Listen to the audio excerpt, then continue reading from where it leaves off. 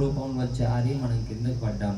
ఎలా పడ్డామంటే ఆ సూర్యుని హృదయంలో ఈ ఎండమావలు పుట్టుకొచ్చి ప్రకృతిలో పడి ఆకారం లేకోకుండా ఎండమావలు ముందుకు నడుస్తూ ఉంటాయన్నమాట.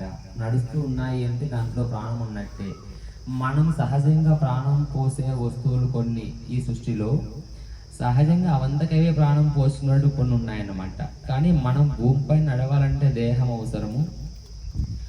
ఆ పరమాత్మను హృదయం నుంచి ఎండమావులు ఆకారంలో పడి ఏ దేహము లేకుండా భూమికి ఆకాశానికి మధ్య భాగంలో నడుస్తున్నాయి అన్నమాట. మనం నడవాలంటే భూమి సపోర్ట్ కావాలి. కానీ ఆ ఎండమావులు నడుస్తున్నటువంటి ఎండమావులకు భూమి అవసరం లేదు, ఆకాశం అవసరం లేదు. మధ్య భాగంలో దేహం లేకుండా నడుస్తూ ఉంటాయి అన్నమాట. అలా నడుస్తూ నడుస్తూ పంచభూతాల్లో కలిసి అన్నము, నీళ్లు, మజ్జిగలు, కూరలు అన్నీ వేసి మూత పెడితే ఉదయాన్నే ఒక నీటి బుడగ వచ్చేస్తుంది అన్నమాట. ఆ బుడగలో వాయువు నిలబడిపోతుంది అన్నమాట.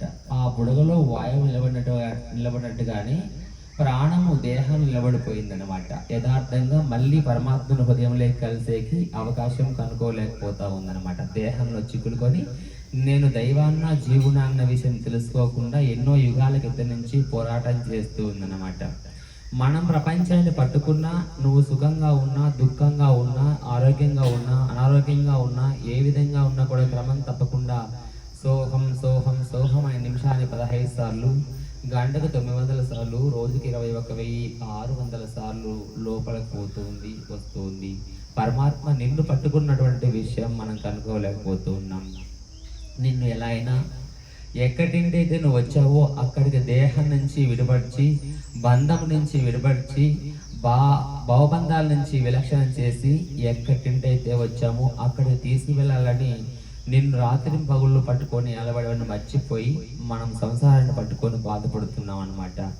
మనం ఇప్పుడు శ్వాసను గమనిస్తున్నాము అంటే పరమాత్మని గమనిస్తున్నట్టే. శ్వాసతో పాటు ప్రయాణం అవుతున్నామంటే పరమాత్మతో ప్రయాణం అవుతున్నట్టే. మనసును శ్వాసలోకి లయం చేసామంటే పరమాత్మలోకి మనసు లయం అవుతున్నట్టే. కాబట్టి ఇప్పుడు నోరు మూసుకోవడం వల్ల మనలో కొన్ని శక్తులు వచ్చేస్తాయి. కళ్ళు మూసుకోవడం వల్ల మనలో కొన్ని శక్తులు వచ్చేస్తాయి. ఒళ్ళు కడుక్కోవడం వల్ల మనలో కొన్ని శక్తులు వచ్చేస్తాయి.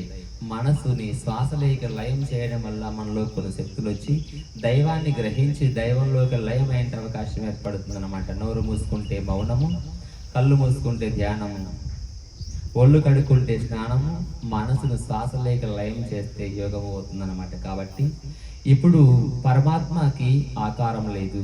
ఉన్నటువంటి పరమాత్మని ఇప్పుడు ప్రకృతిలో ఉన్నటువంటి వెలిసినటువంటి వాళ్ళు దేవుళ్ళ కాదంటే వాళ్ళు దైవాన్ని కనుకొని దేహాన్ని జయించి, ప్రకృతిని జయించి, ఇంద్రియాలను జయించి, ధర్మాన్ని అనుసరించి పరమాత్మలోకి చేరుకున్నటువంటి వాళ్ళు రాముడు, కృష్ణుడు, శివుడు వీళ్ళందరూ కూడా పరమాత్మలోకి లయమైనటువంటి వాళ్ళు మాత్రమే.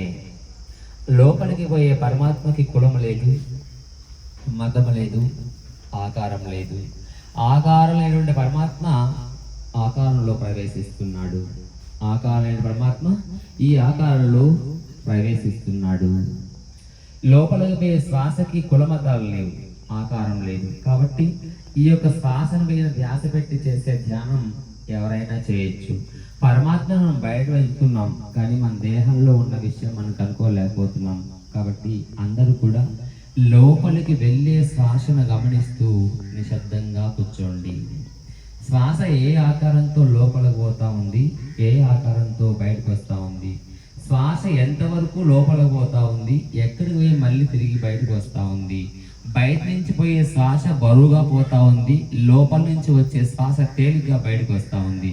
ఎందుకు బయట నుంచి పోయే శ్వాస బరువుగా పోతా ఉంది, లోపల నుంచి వచ్చే శ్వాస తేలిగ్గా వస్తూ ఉంది? ఎందుకు? రహస్యం ఏం చదువుతూ ఉంది అంటే బయట నుంచి ఎంత బరువుగా ఎందుకు పోతా ఉంది, లోపల నుంచి వచ్చే శ్వాస అంత తేలిగ్గా ఎందుకు వస్తుంది, బయట నుంచి దేన్ని తీసుకుపోయి ఎక్కడ పెట్టడం వల్ల ఉత్సేదంతో బయటకు రావడం వల్ల ఉలకాగుందా, బయట నుంచి బరువు ఏమైనా తీసుకుని లోపల పోతా ఉందా, లోపల ప్రాణము ఆ అగ్ని రూపంలో వెలుగుతూ ఉంది. ఆ అగ్నిని ఆరిపోకుండా బయట నుంచి శక్తిని తీసుకొని పరమాత్మ యొక్క స్వరూపాన్ని తీసుకొని వెళ్ళి ఆరిపోకుండా వెలిగిస్తూ ఉంది. ఆ దీపం ఆగిపోతే దేహంలో ప్రాణం ఉండే అవకాశం లేదనమాట. కాబట్టి వస్తూ పోతున్న శ్వాస పైన మనసును లయం చేసి చూస్తూ ఉండండి. శ్వాసను గమనించండి. నువ్వు ప్రకృతి